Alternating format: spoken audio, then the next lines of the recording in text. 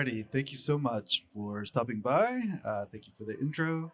Hope you're all having a great summit so far. I'm here to talk to you a little bit today about marketing analytics in a cookieless world, which is basically how can you do media mix models or MMM on Databricks. Um, so this is me, Corey Abshire, Special Solutions Architect, Databricks. Been here for about 2 years. I'm focused on machine learning and Gen AI in our communications, media, and entertainment vertical. And for this lightning talk, I'm going to keep it simple. So first, we're going to talk a little bit about why MMM, why media mix modeling or marketing mix modeling, and some of the challenges that we see teams struggle with when it comes to MMMs. And then second, we're going to talk about how to build MMMs. And then we'll jump into some code examples, and you'll get to see a little glimpse of our solution accelerator on this. So why MMM? First, let's talk a little bit about why MMM is suddenly so important again today in today's marketing landscape. With the increasing focus on data privacy, along with deprecation of technologies like third-party cookies, we're really seeing marketers really start to look for alternatives to traditional user-level tracking. So media mix models, if you haven't seen them before, they're different because they work with per-channel aggregates along with target aggregates. So typically at the weekly level, for example, you can have a media mix model for a company that deals primarily with like online advertising. And that might include a column for like spend level for each of their primary social media channels, for each of their search partners, things like that. And then also a target column for some KPI like total sales or conversions. Media mix models can basically analyze data at that level and still give you the same sorts of insights that let you adjust the spend level for each of those channels. Furthermore, because the models only require this aggregate level data, they're not as dependent on user level ad attribution technology. This makes them naturally more resilient to privacy concerns that exist for all those other ad attribution technologies, and it makes them a lot more resilient to challenges evolving because of things like Apple's tracking transparency, or ATT, and then also that deprecation of third-party cookies like I mentioned in Chrome. Operating at a higher level like this also makes it easier to compare to external benchmarks. So like for instance, if you're checking the reported delay effects for a particular channel against other estimates of channel delay, or if you want to compare against your left tests. Lastly, media mix models have actually been around for a long time, so they're pretty mature. They've been in use since the earliest days of marketing. So it's really well developed and accepted for traditional marketing channels like out-of-home advertising, television advertising, other channels, in addition to digital channels. So another great thing about it is you can also basically use this technology not only to solve problems with budget allocation across digital channels, but also have like a consistent system that you can apply to traditional media as well. The thing is, implementing these models isn't without its challenges. So even though the model operates at this sort of aggregate level data, the problem that we see a lot of times is those aggregates have to come from somewhere, right? So one of the most common issues is this upstream data pipeline. So given the broad scope of these models, the data can often be scattered across a wide variety of sources that can be constantly changing. And this makes it super difficult for marketing analytics teams to unify all this data and prepare it for modeling. The problem is further exacerbated by the prevalence of silos throughout most organizations. So the responsibilities involved in marketing operations and analytics are typically spread across multiple teams or even multiple organizations. So it's pretty common for like marketing firms to partner with like external agencies, and that introduces another level of indirection to contend with. And the thing is that these silos really make it exceedingly difficult to get a clean and consistent view of all the required data, much less agree on the definitions to use for all the cleansing and aggregation processes. Suppose you did have an aggregated data set prepared for modeling. Are you out of the woods yet? Not really. Even with this, teams can still struggle a lot of times to operationalize all these models and modeling processes to consistently feed marketing insights to business leaders over time. Like most other data science and machine learning processes, media mix models tend to involve a lot of custom code, a lot of modeling artifacts, a lot of outputs that need to be managed and versioned, and they need production grade CI/CD processes and MLOps, just like any other machine learning process. So how can Databricks help in this situation? So, I just talked about a lot of challenges there. Where can you apply a lot of Databricks technology to help out? So first off, Databricks Lakehouse, customers can basically unify all those upstream and downstream data sources that we just talked about. So you can basically read data from Kinesis, S3, GCS, ADLS, Kafka, any other external data source, and then process it in near real time to get a single consistent view of all these marketing model inputs. Unity Catalog helps out here by basically making sure that this data is available, discoverable, and governable across all the different various teams and external partners and that need to provide and consume this data. And then Databricks Feature Engineering basically gives you one place where all the data teams that are involved in this can go and store and reuse all those aggregates features that you need to drive these models. Next, if you have MLflow at the center, then Databricks can also provide a robust set of tools to unify this end-to-end model development lifecycle. And then Databricks notebooks and machine learning runtime can give you like a stable foundation for conducting all these model development activities. Databricks also has robust development for both Python and R data science stacks. This makes it really easy to get Bayesian packages like Stan or PyMC, in addition to all the different MMM frameworks that are out there, like PyMC Marketing, Robin, or Lightweight MMM, and then the broader open source ecosystem. Lastly, MLflow and the collaborative notebooks, in addition to this tight integration with the rest of the Lakehouse, we really see a lot of customers get a lot of efficiency gains by adopting Databricks for this. The other thing that I would mention is, a lot of times these models, once you get the model structure in place, then you want to replicate it across like a lot of different geographies or product SKUs. So whenever you take the power of the cluster and basically apply that to be able to replicate that model structure across a larger data set, it can really help out in that way too. So how do you go about building something like this on Databricks? What does it actually look like? So this is a high-level view of the architecture. So we'll just walk through this a little bit. So on the source side there, you can see some of the typical upstream data sources that you might need for one of these types of models. So you've got like a mix of traditional and offline media, along with access to APIs for digital advertising platforms. Often, rather than encouraging customers to write their own ingestion logic for these APIs, we'll typically propose partner solutions in this space, like Fivetran. But regardless of the source, Delta Live tables are really a great way to basically get all that data into the Lakehouse and then prepare it for downstream consumption. So DLT, if you haven't heard of it before, is basically declarative ETL framework. Makes it really easy for data engineers to build and maintain production level data pipelines. Specifically, like you can just tell Databricks what you want those target tables to look like. So like the aggregate table that I mentioned with the spin levels and the targets, you just tell it, here's what it should look like, and it'll go figure out how to make a production pipeline out of that.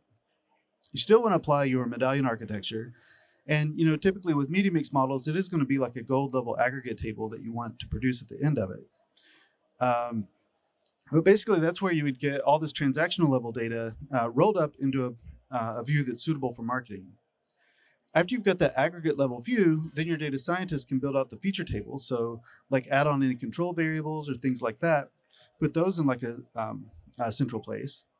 And then those feature tables also become delta tables in Lakehouse. So once they're written, you can then consume them for lots of different modeling experiments. Whenever you're doing your modeling construction, then your data scientists can track and collaborate on their experiments using MLflow, like I mentioned. And then when their models are ready, you can basically publish those to Unity Catalog alongside all the other data, and then also the outputs of the model. So modern media mix modeling typically relies on Bayesian models. So a lot of times the inference tables are basically going to look like the traces of the posterior distributions, if you've seen Bayesian models before, and then the properties of interest for each of those channels. So these traces can also be written as outputs to a delta table, and then you can consume those into downstream dashboards. So this is the handoff kind of between the data scientists who are building those Bayesian models and constructing those models outputs. They would typically hand off to like a BI team for creating dashboards, and that's where the marketing team would drive their insights. We also see a lot of customers who build additional models on top of that. So once you have your media mix model, you can feed that into like a budget optimization model. And then also drive those budget optimization models with scenario planning, and then have those scenarios feed into like forecasting models. So now let's just take a look at what the solution accelerator looks like here. So just switch screen. You guys see that okay? Okay. So this is what the solution accelerator looks like. So in this, we basically have two main notebooks, and then there's some other code over here to the side. And in this first notebook, we basically go through and generate a data set. So it's all a simulated data set. And you can see the actual code for the simulator over here in some of these packages. It's kind of refactored. But the reason that a simulated data set is useful in this one is because you actually know the ground truth for what the parameters are that you're trying to fit. So the idea with the solution accelerator is to see if you can come up with a model that can recover the parameters that we know are there in this data. The scenario that we're in is we're basically creating 3 different channels. So we're like simulating 3 different social and search platforms. And then we have, scroll down a little bit so you can see it.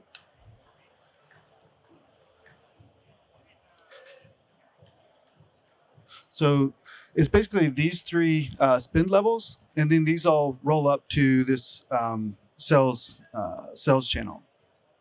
So this is the thing that's actually being generated. And then with each of these, there's like each of these channels has an associated set of parameters with it. So if you've seen media mix models before, there's basically 2 nonlinear effects that you're trying to model. One is the so-called delay effect, which is basically like saying, just because I spend money today doesn't mean I'm necessarily going to see the return from that money that I spend today. There's typically like, a week or 2 delay that I might see. So what does that delay look like? And then there's also a saturation effect. So just because I keep putting money into a channel doesn't mean I'm going to see like infinitely linear return. Eventually, it'll sort of peter out, and you won't have as much return for the same amount of input. So both of those effects are modeled for each of those channels, and then we write that out into a simulated gold table. So this is just what that gold table looks like. So this is at the daily level. It's a lot more typical from most customers I've seen to see this table at like a weekly level. So probably a future generation of this is going to be at the weekly level. And then the model itself, we walk through basically a couple of choices that you typically have to make for these. So the first choice is basically, do you want to do traditional modeling or Bayesian modeling? And so for most of the customers that I work with in this space, they are going the Bayesian route. The big difference is because you're working with like a smaller data set, you don't run into like huge compute issues like you do with sometimes whenever you're trying to do Bayesian modeling. And then the thing that it gives you is like a better understanding of uncertainty.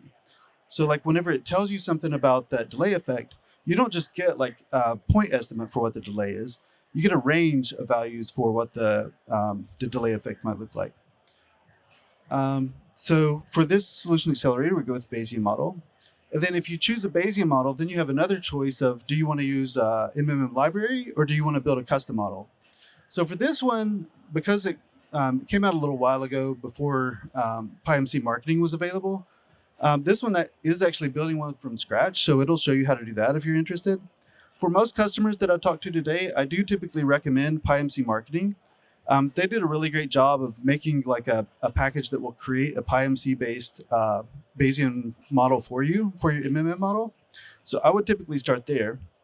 But if you want to do one from scratch, then the accelerator will show you how to do that. And then, there's a couple of different marketing packages that are out there. PyMC marketing and lightweight MMM are both Bayesian-based. And then another one that I see in the field a lot is Robin. So Robin is from R, lightweight MMM is from Google. PyMC marketing is an open source one that was originally created by PyMC Labs. And then if you do want to do one from scratch, then you have to choose, okay, which Bayesian modeling framework do you want to use? I mentioned PyMC earlier. I have used Stan in the past and JAGS, and I have some customers who are using NumPyro. So there are a couple of choices there. I usually recommend PyMC just because it's pretty easy to integrate it with MLflow, and I'll show you that in a second.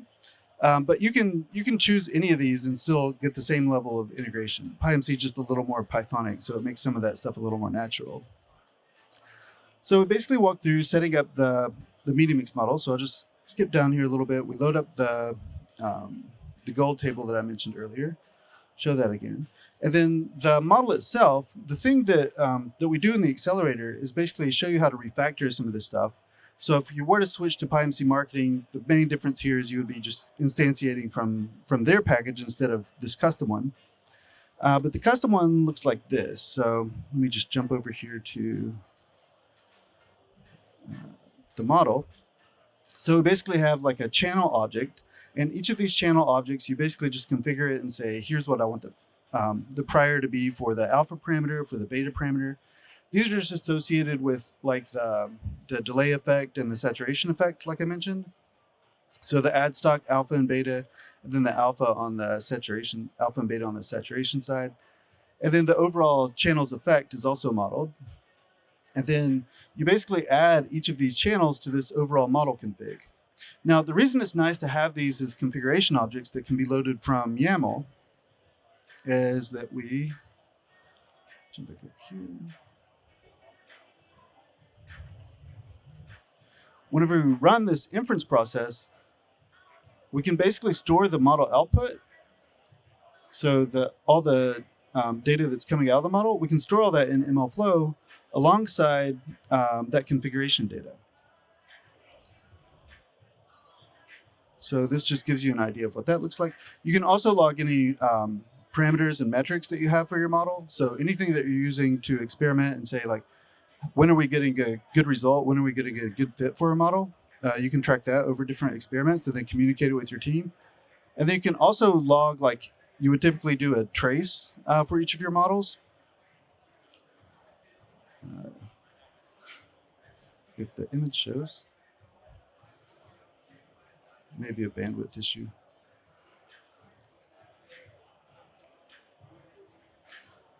Okay, so this is like an example of one of the artifacts. So this is giving you an idea of, like I mentioned, each of these parameters, you're going to get an idea of the uncertainty. So you get this point estimate. Here's the mean for those traces that are coming out. So like the beta parameter for LinkedIn as a channel, and then the uncertainty associated with that.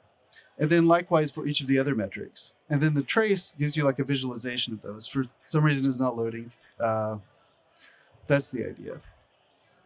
So having all that stuff along with the configuration gives you a way to do reproducibility with your model. Hopefully this one will load. But this config is going to look like the thing that there we go. So this is the thing that we basically tell the model what the priors are.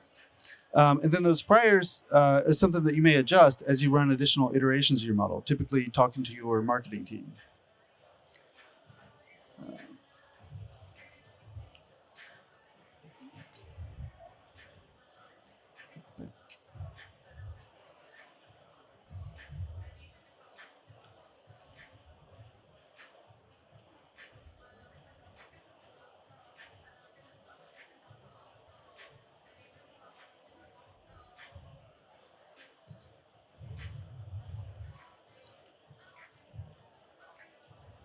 So this is showing that table again, and then here's some other visualizations that you'll typically see.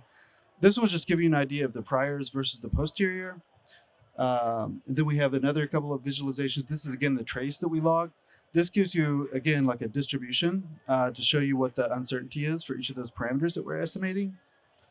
And then you can also do what's called a posterior predictive test to basically measure the effectiveness of your model in how well it overlays with the actuals that you got in the data that you're feeding it. And then there's typically a lot of other visualizations that you'll see typically derived from your traces. So a lot of times you'll see those visualizations like implemented in like Power BI or Lakeview dashboards or something like that. So you write out the traces to modeling output tables. And then, like I mentioned, you can either derive like budget optimization models or just have those return on ad spend visualizations directly in dashboards. Yeah, and so that's basically it. Just wanted to give you kind of an idea of overall what media mix modeling looks like on Databricks. Yeah, and thanks for coming out. I think they said we do have some more time, so if you have any questions, I'll hang around here. Happy to talk afterwards. Yeah, and hope you got something out of it. I hope it was enjoyable.